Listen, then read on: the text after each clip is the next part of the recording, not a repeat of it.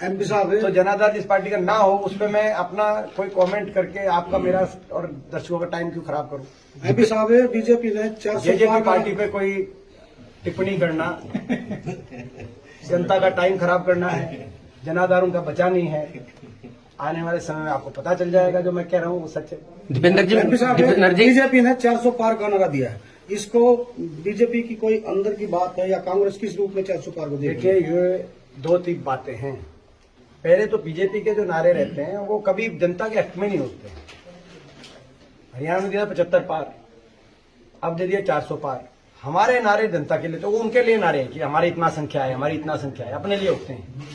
हमारे जनता के लिए होते हैं। बीजेपी के लिए 400 पार, हम कह रहे हैं बुढ़ापा पेंशन करो 6000। ये फर्क है, हम जनता के नारे दे रहे हैं, पहली बात। दूसरी बात, आनंद हेगड़े जो लोकसभा के भाजपा के सांसद हैं, उनका कल बयान आया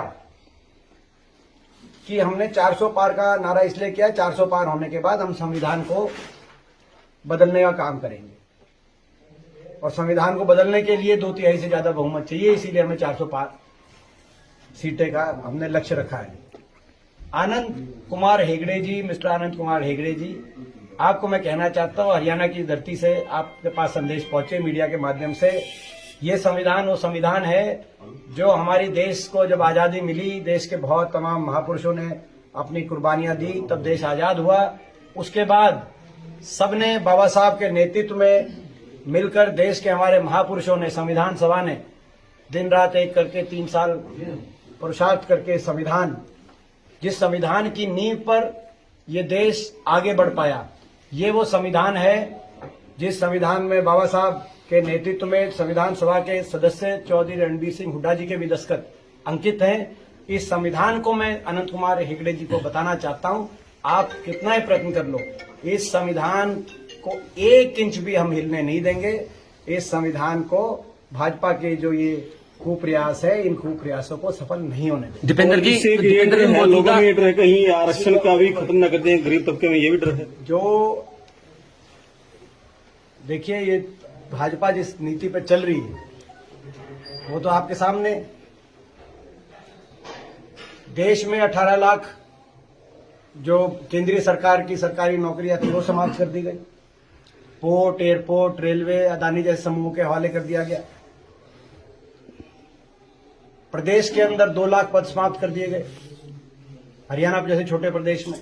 और जो पद बचे उनको कच्चों में परिवर्तित करके बिना मेरिट, बिना पेंशन, बिना रिजर्वेशन, कौशल निगम की बात आ जाती है कहीं। यहां तक कि फौज में पेंशन खत्म कर दी। 1 रैंक 1 पेंशन की का नारा था, लेकिन नो रैंक पेंशन, अग्निपथ योजना आ गई, 4 साल के बिना पेंशन के जाओ। जहां कांग्रेस की सरकार आकर कर्मचारियों को ओल्ड पेंशन स्कीम का लाभ देने की बात करती है, तो ये लोग उसको राजस्थान में बदल के दोबारा से ओल्ड पेंशन स्कीम खत्म कर दी इन्होंने। तो इनकी नीति और इनकी नीति की दिशाएं भी बिल्कुल स्पष्ट है। इसमें मैं समझता हूं इसी बात को लेकर हमारा एक बड़ा वैचारिक मतभेद भारतीय जनता पार्टी के साथ है और ये लड़ाई लड़ेंगे। दीपेंद्र जी, ये जो मैंने कहा कि बाबा साहब द्वारा, संविधान सभा द्वारा रचित वो संविधान, जिस संविधान की नींव पर ये 70 साल देश आगे गया, जिस संविधान में हमारे पूर्वजों के भी, जिसमें बनाने में उनका योगदान रहा, मेरे स्वर्गीय दादाजी रणबीर सिंह हुड्डा जी का भी योगदान रहा। आज जब कर्नाटक से कोई अगर ये चुनौती दे रहा है अनंत कुमार हेगड़े कि हम 400 सीट लेके और संविधान को तोड़ने का काम करेंगे, तो उस चुनौती को हम स्वीकार करते हुए उनको दोबारा चुनौती हम भी देते हैं। आप संविधान को 1 इंच भी आपको बदलने में नहीं देंगे। दीपेंद्र जी, महंगाई है, वर्तमान दौर में महंगाई है, महामंदी और बेरोजगारी भी है, इसके बावजूद भी भाजपा सत्ता में आने का दावा कर रहे हैं, ऐसा क्या कारण है? पब्लिक समझेगी, नहीं समझेगी? पब्लिक समझ चुकी है। आपको मैं एक खुशखबरी बता रहा हूँ प्रेस के साथियों कि आपको एक खुशखबरी बता रहा हूँ, आप देखना। क्योंकि मैं तो देखो, आप जानते हो मैं तो जमीन से जुड़ा आदमी हूँ जी। मैं तो कोई एक दिन भी अपना घर नहीं रहता किसी गांव, किसी शहर में। गरीब जनता समझ चुकी है, व्यापारी समझ चुका है, काम धंधे बंद हो गए, महंगाई ने, बेरोजगारी ने। आज हरियाणा में देश में सबसे ज्यादा बेरोजगारी, क्योंकि इन्होंने प्रदेश के युवा के रोजगार को राजनीतिक औजार बनाने का काम किया, जिसमें 5 साल तक पद निकालते नहीं, आखिरी साल में चुनाव से पहले ग्रुप डी ग्रुप सी निकाल देते हैं। 2019 में ऐसे ही किया, आपको जिन चुनाव के पहले निकाल दिया। उसके बाद 5 साल से कोई लिस्ट नहीं आई बड़ी। जो बड़ी पोस्टों की लिस्ट आई मात्र कुछ उसमें सिलेक्शंस हुए, लेकिन उन सिलेक्शंस में हरियाणा से ज्यादा हरियाणा के बाहर के नौजवान लगा दिए। वो कहां से, वो भारतीय जनता पार्टी ने किसके आदेश पे वो किया, इसी सरकार ने बताया सरकार कि हरियाणा के नौजवान काबिल नहीं थे। और 5 साल के बाद सडनली जब इलेक्शन होता है, इतने 5 साल लोग ओवर एज हो जाते हैं, कोई डिप्रेशन में आ जाता है, कोई पलायन करके विदेश चला जाता है, क्योंकि 5-5, 10-10 साल युवा इंतजार नहीं करेगा। कोई नशे की चपेट में, कोई अपराध में चला जाता है। आज स्थिति क्या होगी प्रदेश में। उसके बाद एक लिस्ट निकालते हैं और ग्रुप डी में जो है मोस्ट क्वालिफाइड जो बच्चे हैं उनको ग्रुप डी में लगा देते हैं, जिसमें से आधे ज्वाइन नहीं करते, ज्वाइन करते हैं वो छोड़ देते हैं और फिर वो पोस्ट खाली हो जाती है और फिर 5 साल के बाद फिर उनको एडवर्टाइज करके लगाने का काम करते हैं। ये क्या है? ना निवेश हुआ, ना सरकारी नौकरी सरकार ने दी, केवल अपने प्रचार के लिए, क्योंकि इन्होंने एक प्रचार का वो कर दिया, एक अपने प्रचार के लिए हरियाणा के नौजवान के भविष्य को इन्होंने चौपट करने का काम किया। उसको बेरोजगारी की चौराहे पे हरियाणा के नौजवान के भविष्य को कर दिया। आज अपराध की तरफ हरियाणा का नौजवान फिर चला गया। देखो आप, आज गैंग आ गए। जब हुड्डा सरकार थी, यही वो गैंग थे, माफिया था, चौटाला राज में माफिया चलता था, जेलों से फिरौतियां मांगी जाती थी 2004 से पहले।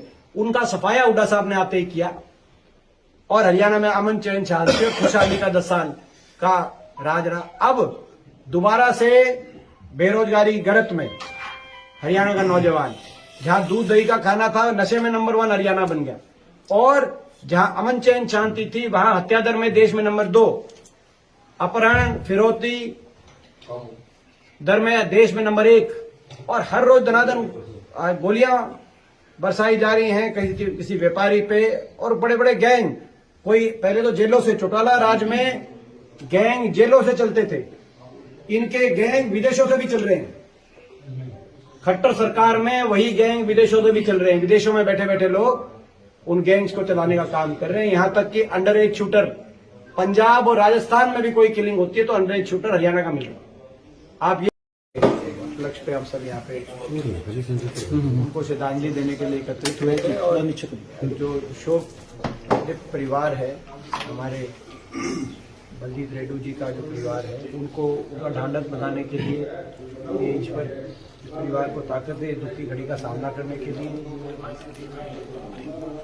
बहुत ही यंग एज में डेथ हुई थी, 55 ईयर्स उनकी एज रही थी। और ये जो रेड्डू परिवार है, इनका आपस का बहुत ही एक सामाजिक सिस्टम में बहुत जुड़ा हुआ हमारे पूरे इलाके का ये परिवार रहा है। तो हमारे सबकी यही आ जाने का उद्देश्य था। बाकी हम कोई आपको प्रश्न पूछने, क्योंकि 13वीं हो चुकी है, तो आपको प्रश्न पूछेंगे, उसका मैं जवाब। संसदीय लोकसभा चुनाव में हरियाणा के अंदर पार्टी को कहाँ खड़ा मानते हैं? मैं तो हरियाणा में ये मानता हूँ, लोगों ने बदलाव का मन बना लिया है जी।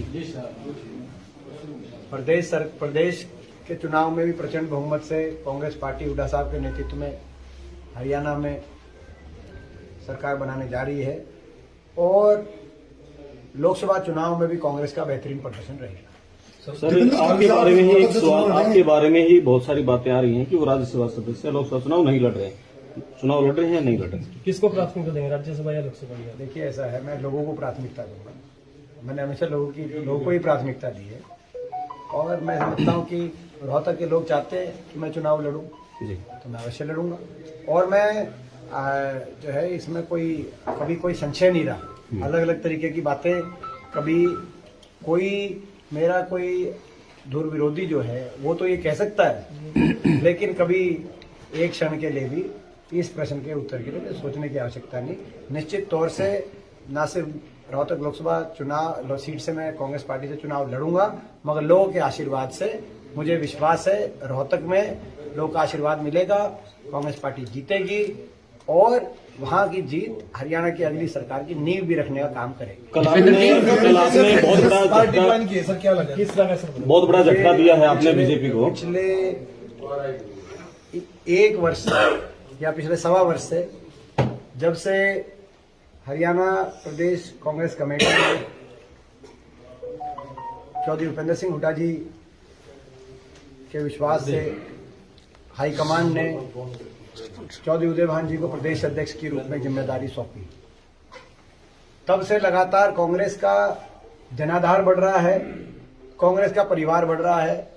लगातार पिछले सवा वर्ष में 35 से अधिक पूर्व विधायक, पूर्व मंत्री, पूर्व सांसद और अब मौजूदा सांसद कांग्रेस पार्टी में शामिल हो चुके हैं।